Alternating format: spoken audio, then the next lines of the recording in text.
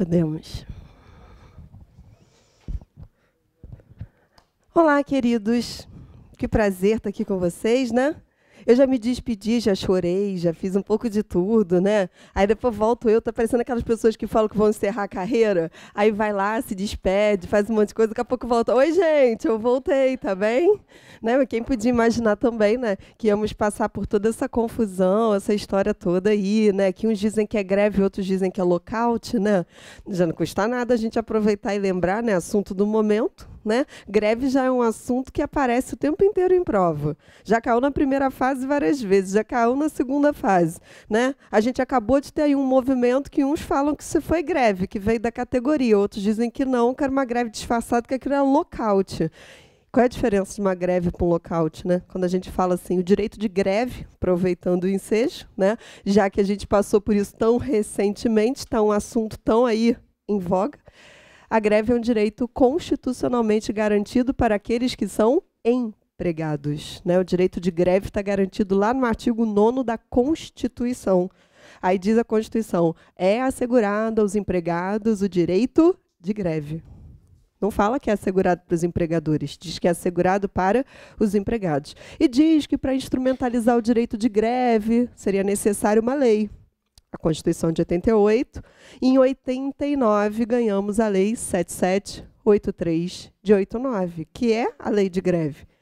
Mas aí o que acontece? A própria lei de greve, ela deixa claro, greve é direito dos empregados, mas empregadores não podem, né, paralisar suas atividades, né, com intuitos de você ou frustrar o movimento lá dos empregados, ou com o propósito deles, né, disfarçadamente ali, como se aquilo fosse uma greve. Não, e está expressamente na lei de greve. Vamos fazer o seguinte, já que a gente está falando disso, vamos abrir a lei 7783 de 89, que aí a gente aproveita, né, é um assunto aí que está super falado, vivemos aí todo o caos que acabou gerando aí no Brasil todo, um assunto que, de repente, acabou trazendo aí para os examinadores uma possibilidade aí de uma questão de prova, né?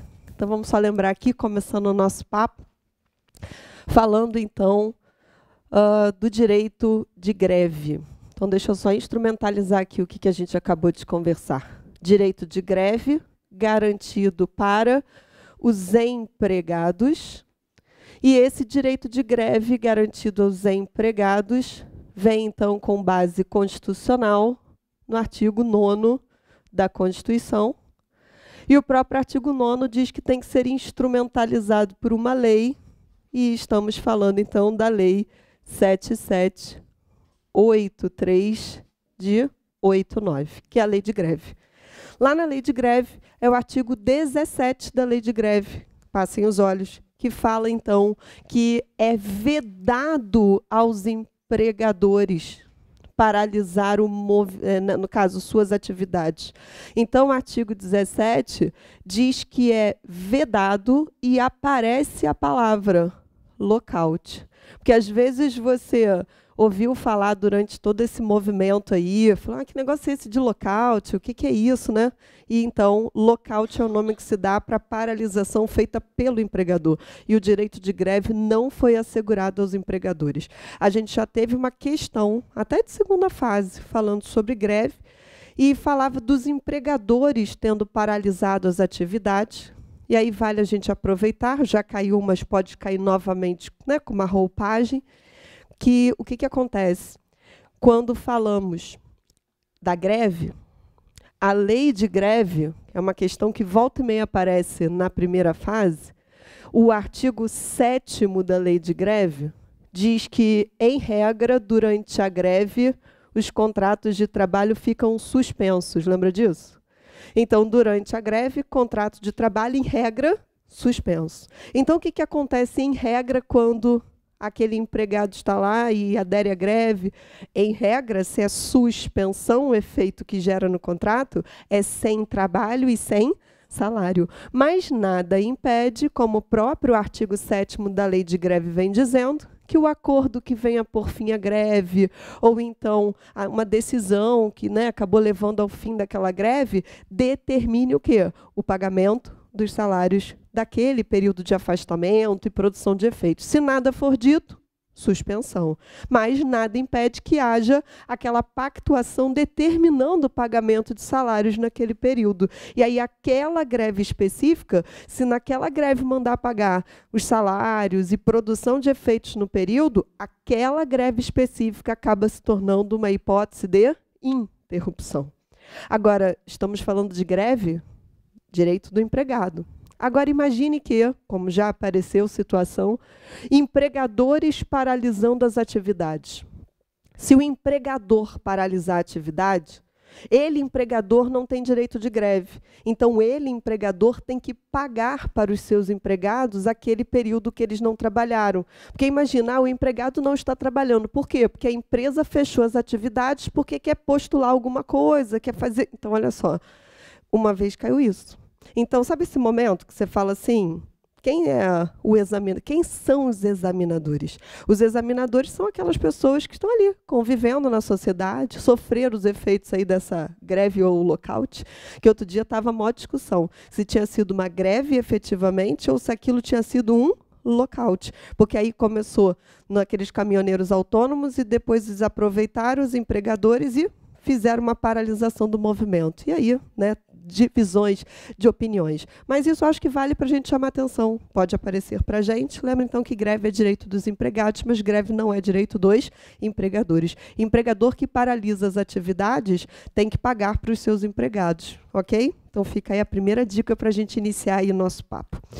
Queridos, como a gente ganhou mais uma oportunidade aqui de estarmos juntos, e eu acabei trazendo para vocês aí essa ideia da greve, eu queria aproveitar, então, esse momento.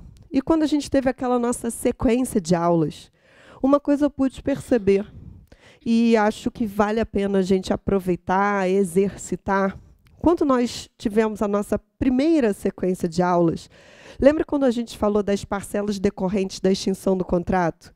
E fizemos alguns treinamentos juntos para botar a mão na massa? Eu acho que nesse momento, assim, bem perto da prova, eu acho que vale a pena a gente treinar mais um pouquinho. Porque a gente fez junto, depois vocês treinaram, ganharam mais um tempo. Então, vamos aproveitar esse tempo, né? Vamos rever alguns pontos. Então, eu vou fazer assim. Vou colocar alguns dados aqui no quadro e aí a gente vai trabalhando juntos. Que eu até prefiro dar aquele tempinho para ver se você consegue fazer, você vai treinando, a gente vai fazendo juntos. O nosso objetivo é rever, é trabalhar justamente com coisas que já sabemos, para que ninguém efetivamente fique naquele desespero achando, você acha que na véspera da prova alguém vai trazer um monte de coisa que você nunca viu? Não, você se preparou, você estudou, a gente só está revendo. Vamos botar a mão na massa? Vamos treinar um pouquinho? Então vamos lá. Vamos criar um casinho aqui. E depois a gente vai fazer juntos. Então, vou botar lá. Para a gente treinar extinção do contrato, parcelas decorrentes da extinção. Vou botar assim. Caso 1. Admissão. 17 de janeiro de 2017. Então, ele foi admitido em 17 de janeiro de 2017. Sofreu uma dispensa imotivada. Data da dispensa imotivada: 22 de novembro de 2017. Nada recebeu. Pronto. Vamos treinar um pouquinho? Vou dar uns 5 minutinhos aí para vocês colocarem a mão na massa. Depois a gente continua juntos aqui e vamos trabalhar com esse casinho hipotético aí para a gente recordar. Então vamos lá. Vou marcar o tempo aqui. Daqui a pouquinho a gente continua juntos.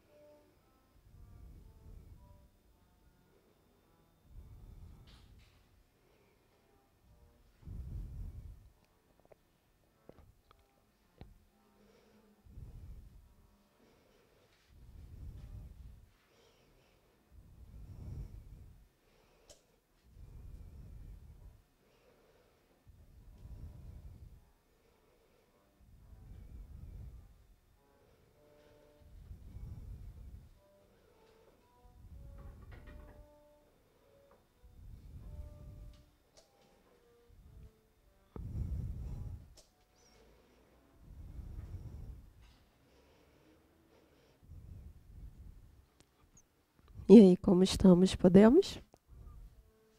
Vamos aproveitar aqui. Tem um tempinho, a gente faz junto. Pelo menos a gente vai dando aquela esquentada, né? Vamos começar por esse aí, que é um caso menorzinho. Né? A gente vai junto aqui. Primeira coisa que, quando a gente está diante de uma situação dessa, eu gosto mais em treinamentos de colocar dispensa imotivada, porque a gente tem mais parcelas para a gente trabalhar. E aí, quando a gente fala em dispensa imotivada e nada recebeu, qual é a primeira coisa que eu olho? Se ele sofreu uma dispensa imotivada em 22 de novembro e nada recebeu, a partir do momento que eu parto do pressuposto não tem nada diferente, que ele deve receber o salário dele mensalmente, se ele foi mandado embora e nada recebeu, o salário daquele mês não foi pago. Então, a primeira coisa eu gosto logo de chamar a atenção para o saldo de salário. Quando falamos em saldo de salário, até quem é mandado embora por justa causa tem saldo de salário. Saldo de salário são dias trabalhados que a pessoa ainda não recebeu.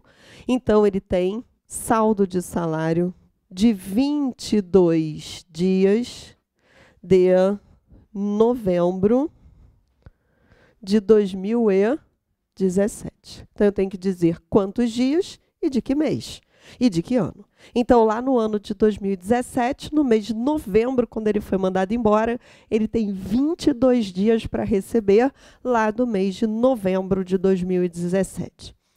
Uma outra coisa também que eu gosto logo de lembrar, quem é mandado embora de forma imotivada, teve aquele rompimento abrupto do contrato.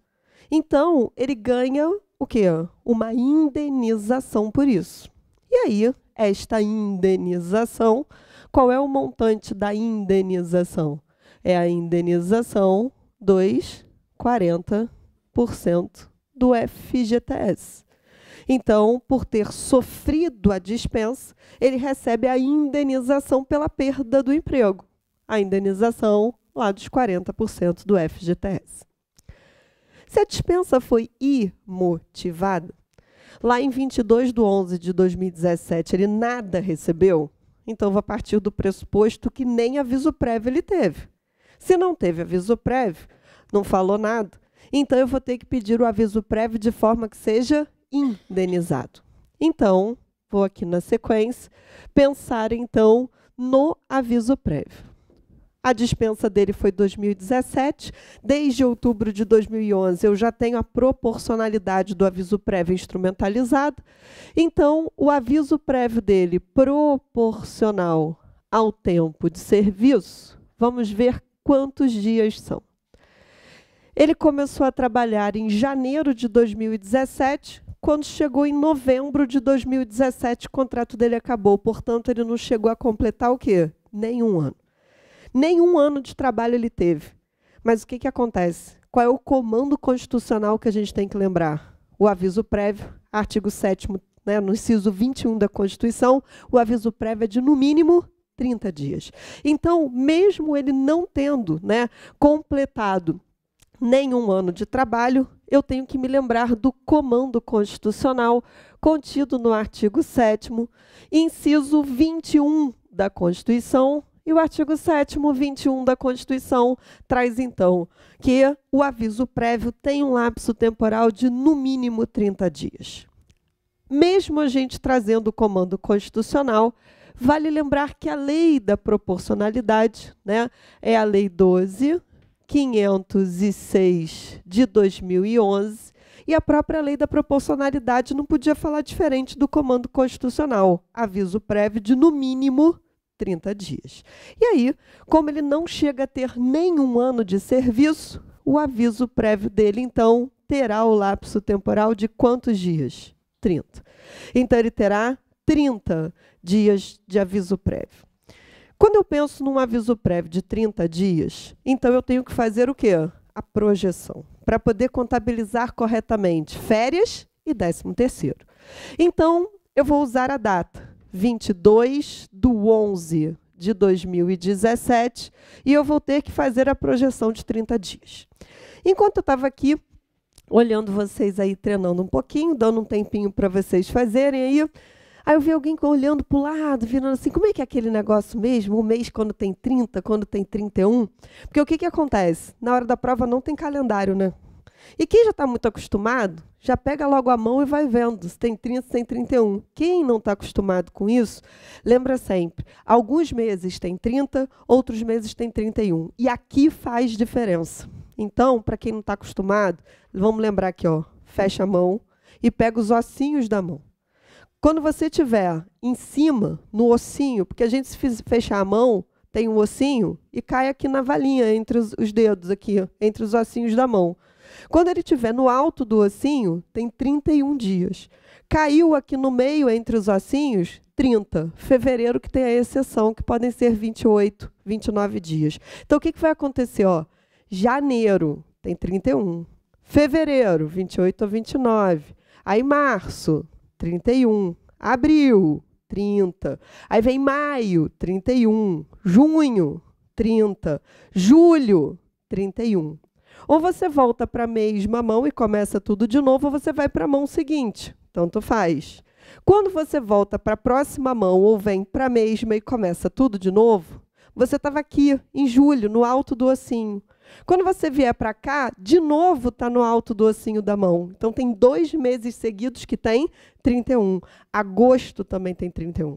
Aí, setembro, 30. Outubro, 31. Novembro, 30. Dezembro, 31. Gente, parece uma coisa boba, parece coisa de criança, mas não é. E faz toda a diferença. Então, a gente olha lá. Novembro é um mês que tem quantos dias? 30. Se novembro tem 30 dias, quando a gente jogar 30 dias para frente para fazer a projeção do aviso prévio, vai dar exatamente a mesma data, só que um mês depois. Então, quando eu fizer a projeção, eu vou trabalhar com 22/12/2017. O que aconteceria se o mês aqui que eu iniciasse a projeção, ele tivesse 31 dias? Não dá a mesma data. Porque se fossem 31 dias aqui neste mês, quando você jogasse para frente na projeção dos 30, daria um dia a menos. Então, tem que tomar cuidado com isso. Então, o que vai acontecer? 22/12/2017. Vamos, então, fazer a contabilização do 13º salário. Quando eu pensar em 13º salário, o 13º, se não falou nada dos anos anteriores, o 13º salário será de que ano? De 2017. Então, 13º salário de 2017. O que a gente lembra do 13º? 13º é ano civil, de janeiro a dezembro de cada ano. Para cada mês trabalhado, ele vai conquistando 1/12 do seu 13º. Chegou num determinado mês, não completou o mês todo. O que eu tenho que me lembrar? Frações. Igual, no caso, né, que ele vai ser uma fração de dias. Se der 15 ou mais dias, eu já conto como se ele tivesse trabalhado naquele mês, o mês todo. Agora, até 14 dias trabalhados, aqueles dias para 13º não servem para nada. Então, olha o que vai acontecer. A minha data é 22/12/2017. O que aconteceu com essa pessoa? Janeiro completo. Janeiro, fevereiro, março, abril, maio, junho, julho, agosto, setembro, outubro, novembro, chegamos em dezembro. Quando chegou em dezembro, ele trabalhou dezembro inteiro? Não. Mas dezembro foram quantos dias com a projeção? 22. Então, deu mais do que 15 dias. O que aconteceu com o mês de dezembro? Conta. Então, cuidado, porque às vezes a gente trabalha, com uma ideia que parece que tem que ser proporcional, e nem sempre tem que ser proporcional. Eu tentei escolher uma data que desse de propósito. O aviso prévio dele do ano de 2017, o 13º dele do ano de 2017 não é proporcional. O 13º dele de 2017 é pago de que forma? Integral.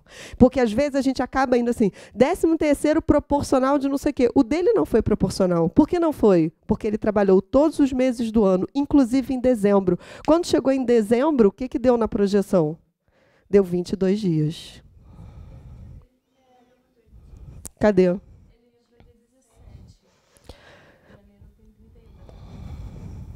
Dali, 17 de janeiro. Mas olha o que vai acontecer. Quando a gente fizer aqui, a gente vai contando, né, na projeção dos dias.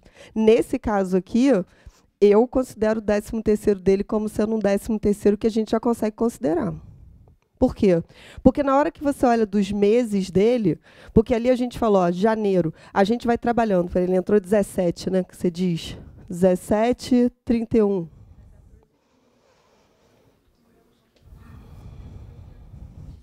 Daquele mês, deixa eu ver aqui como é que a gente faz.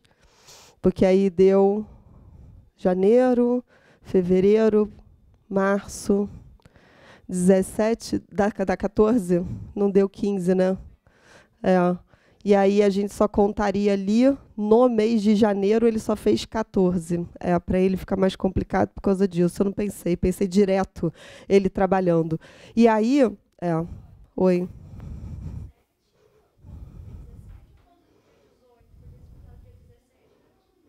Vamos ver quanto que deu. Vou fazer a conta. 17, 18, 19, 20, 21, 22, 23, 24, 25, 26, 27, 28, 29, 30, 31. Deu 15. Eu achava que tinha dado. Por isso que eu falei, deixa eu contar. Vamos contar junto. Eu falei, não tinha parado para pensar nisso, não, quando botei. Mas a gente, olha, deu 15. Deu 15. Né? Conta a data da admissão, conta a data. Oi? Mas aí o que a gente vai fazer aqui? Quando a gente segura no mês ali, o que a gente foi ver? Ele tem, se não tivesse, a gente ia mudar. Né? Mas aí...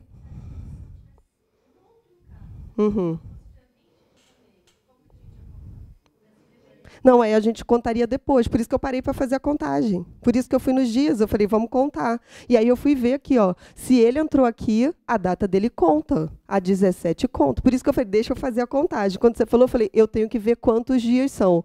E aí vamos ver. Janeiro tem 31. Então a gente ficou o quê?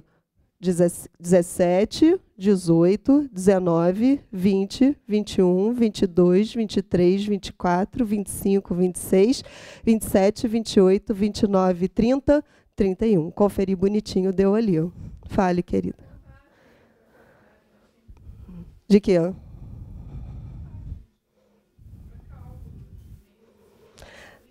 Mas quando a gente faz assim, nesse caso dele aqui, eu acho que a gente pode contar. E a gente... De mês, quando você diz assim. Mas eu acho que nesse caso, normalmente, quando a gente faz, a gente acaba considerando para ele. Eu acho que a gente poderia considerar. Esses casos peculiares assim, eu devia ter escolhido uma data até melhor para efeito de prova, porque dias quando são assim, às vezes eles acabam dando algumas confusões mesmo até na prática de cálculo. Nesse caso, a gente tem uma tendência a considerar. Nesse caso, eu acho que a gente poderia pensar em considerar. Mas, para efeito da prova, normalmente eles nem botariam uma data mais tranquila, para a gente não ter dúvida que ele acabou trabalhando. Eu acho que a gente pode considerar ali para ele. Tá? E aí a gente teria, então, o nosso 13º aqui, contabilizando, e a gente podendo trabalhar que ele, né, conseguiu completar o 13º dele. Vamos assim imaginar. Janeiro, fevereiro, março, abril, maio, junho, julho, agosto, setembro, outubro, novembro, dezembro. Tá? Então, ok, 13º.